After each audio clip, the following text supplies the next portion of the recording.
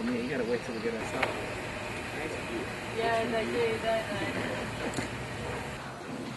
What you're all seeing today is a mansion, which was once dominated by a vast sugarcane plantation, which had 6,000 acres of land and over 2,000 slaves working on it. This house first started in 1750 by George Ash. He was a wealthy English planter.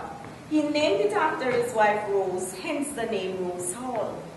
George Ash, he died 2 years later.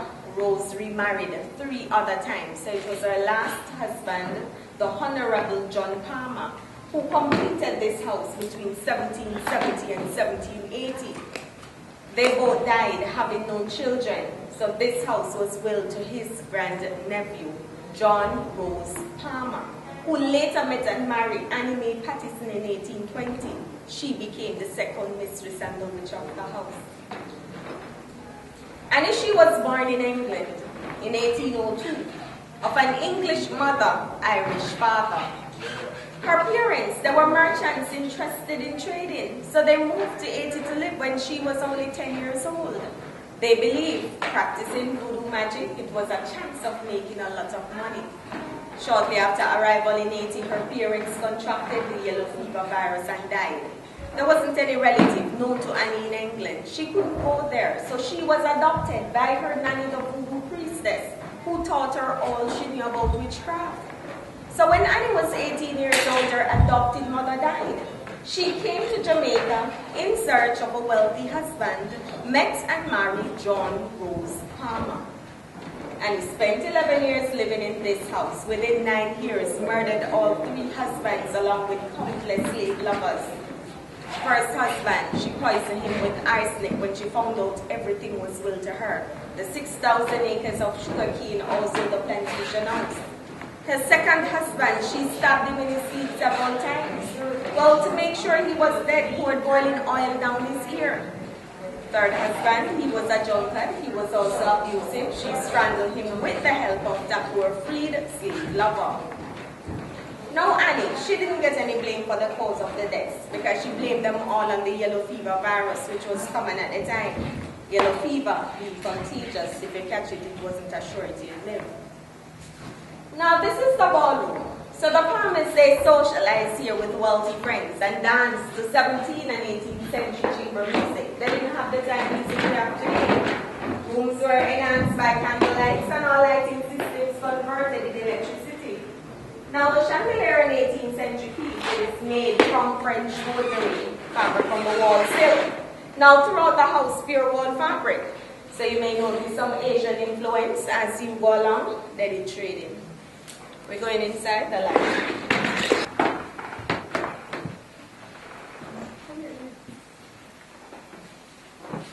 Step down,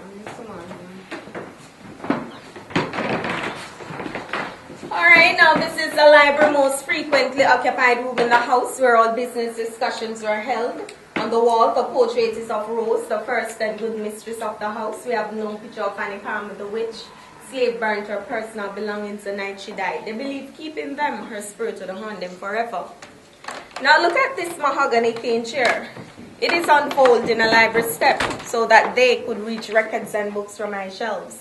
They were short, average height 5 feet 2, and it was much shorter 4 feet 11.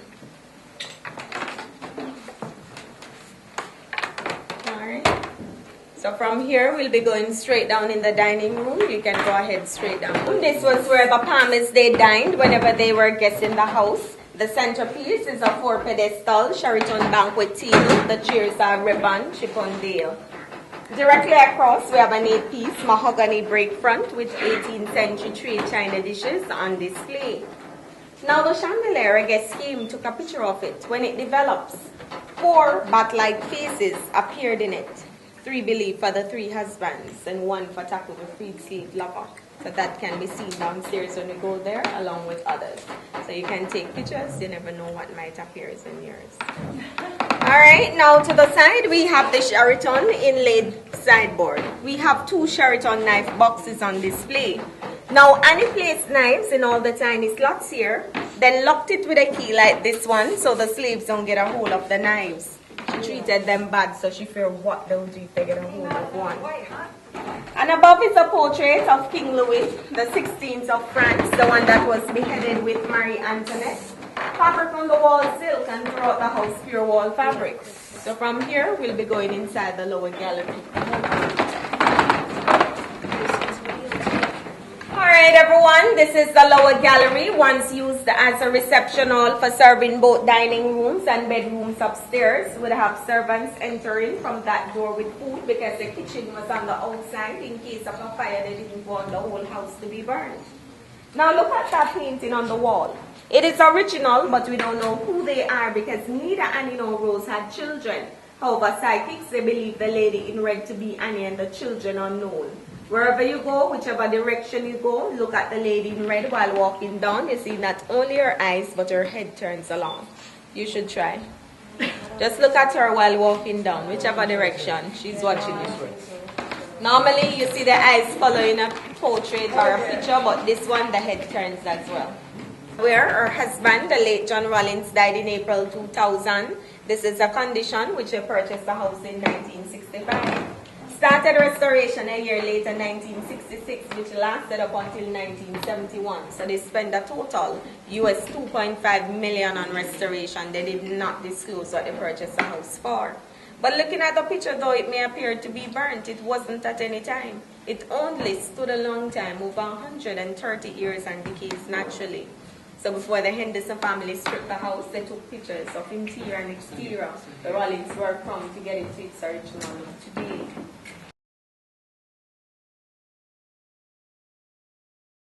Now, whenever Annie have her husband killed, she have slaves who take the bodies through the secret passageway to have them buried out by the seashore. On their way back, should have them beheaded, so dead man tell no tales. Now, there we have the morning room or the breakfast room whenever there is no one in the house. Now, the table is set white and the chairs are early on. And if we take a look over here. Now there's a wooden bucket on the floor that you could lift, feed the weight and pass it around. We have saved children who fetch water into.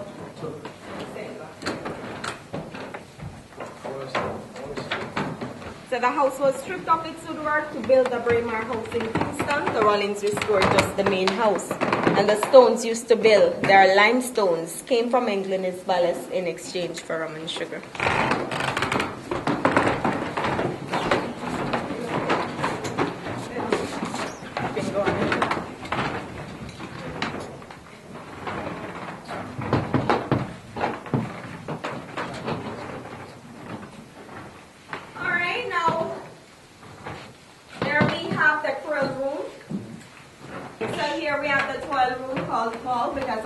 Fabric on the wall, and he killed a second husband here by stabbing him in his sleep several times to make sure he was then full boiling oil down his ear. So you may notice the beds are short as you go along, not because of fabric giant, but because they slept sitting upright from top to close to the back. They said it was good for their digestive system.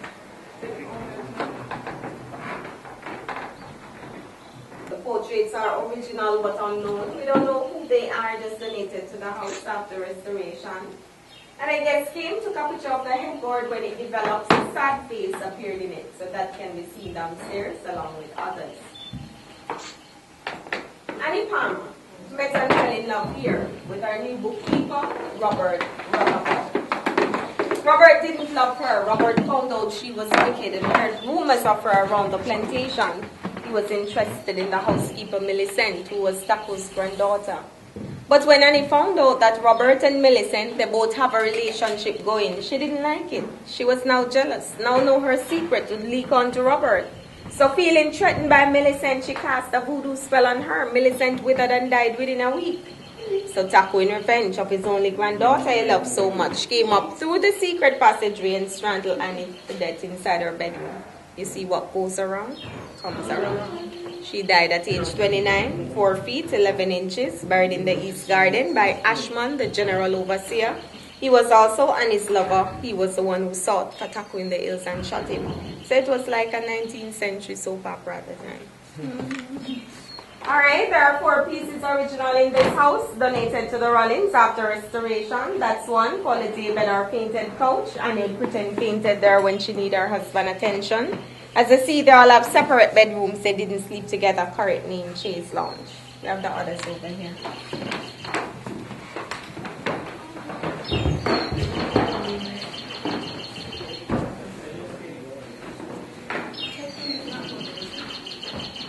Step down.